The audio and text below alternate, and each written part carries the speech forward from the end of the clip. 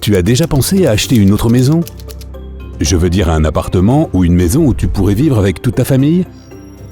Si oui, tu sais probablement que c'est plus facile à dire qu'à faire. Surtout dans une grande ville, car les prix sont exorbitants où que tu sois. Sans parler de la surpopulation.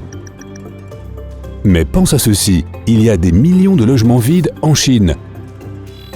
Un endroit parfait pour s'installer, n'est-ce pas? Eh bien, pas exactement. Et voici pourquoi.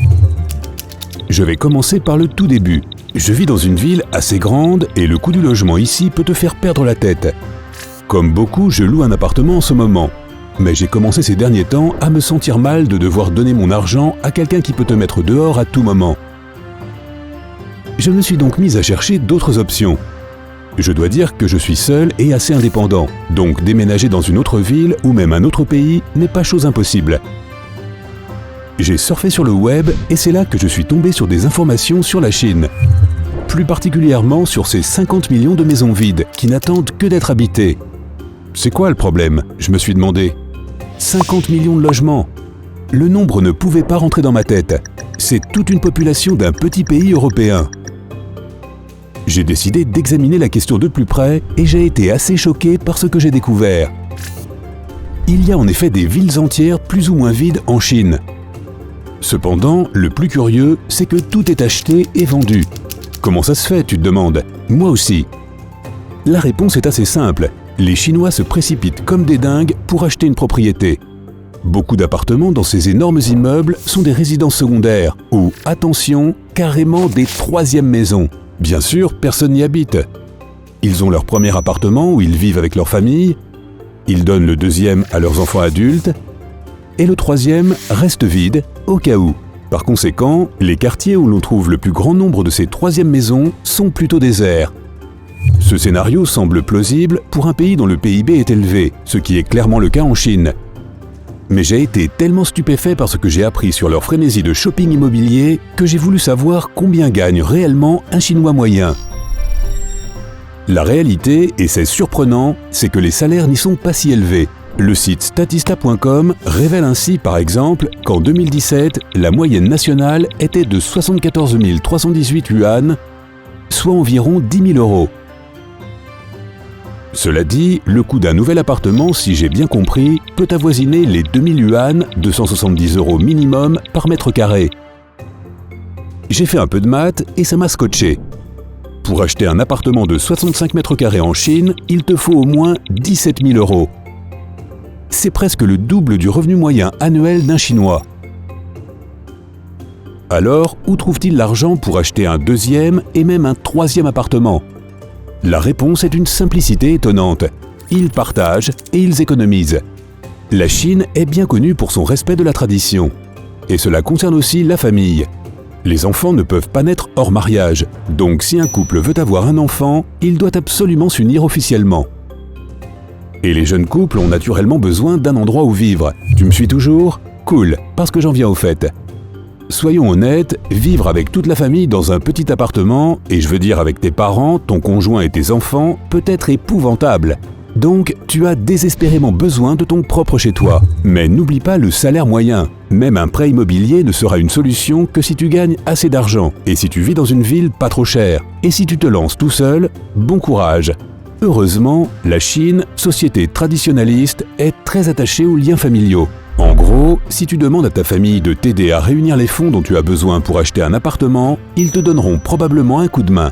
Et c'est là que le rôle des économies entre en jeu. La plupart des Chinois sont très disciplinés et ne sont pas habitués au gaspillage. Ils pensent beaucoup à l'avenir et économisent ainsi de l'argent. Bon, je sais ce que c'est d'économiser. En général, je mets de côté environ 10% de mon salaire pour les gros achats que je planifie. Mais quand j'ai appris combien les Chinois économisaient, je n'en revenais pas. Ils économisent 40% de leur salaire. Tu peux imaginer épargner près de la moitié de tes revenus? Je ne survivrai même pas avec ce qui reste. Et pourtant, c'est ce qu'ils font et ça n'a pas l'air de les déranger. En combinant ces deux aspects, on obtient une idée assez claire d'une famille chinoise typique.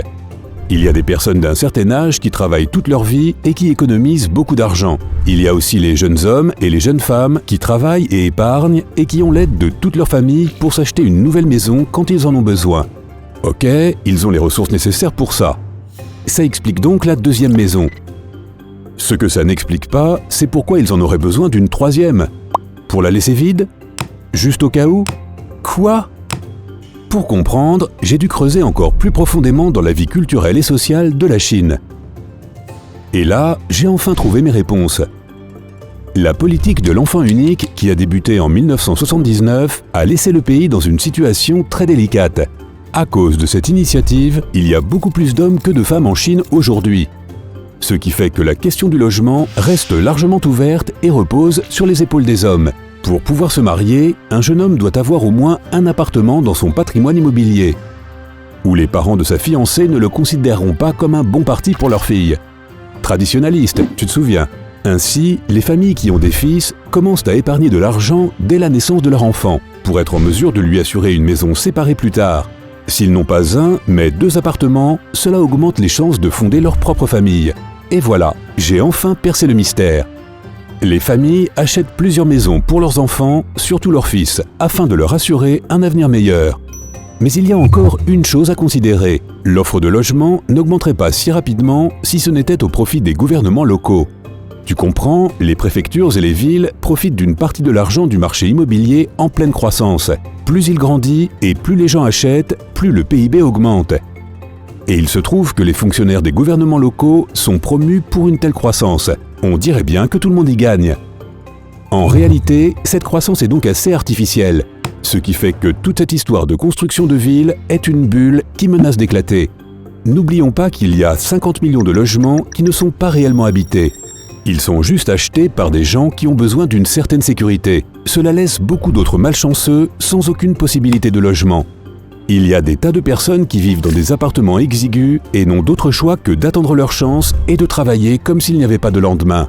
Mais il y a une chose qui m'a fait croire en ce boom de la construction. Tu te rappelles quand les journaux du monde entier appelaient les quartiers vides nouvellement construits en Chine des villes fantômes?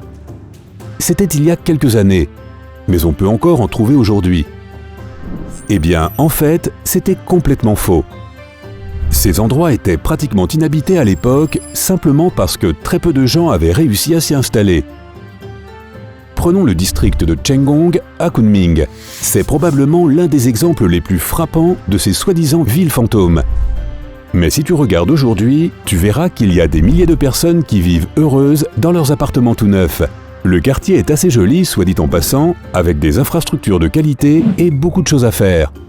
Il en va de même pour Ordos, la plus célèbre ville fantôme de Chine.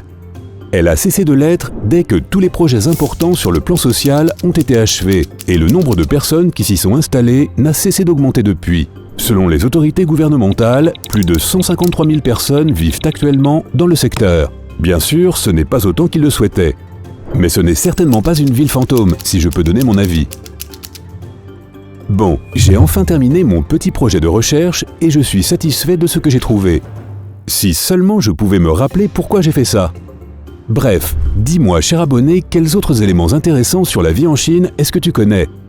Partage ton point de vue dans les commentaires ci-dessous. Je me suis tellement impliqué dans ce dossier que je serais ravi d'entendre tout ce que tu as à dire. N'oublie pas de liker cette vidéo, de la partager avec tes amis et de cliquer sur le gros bouton rouge d'abonnement pour rester du côté sympa.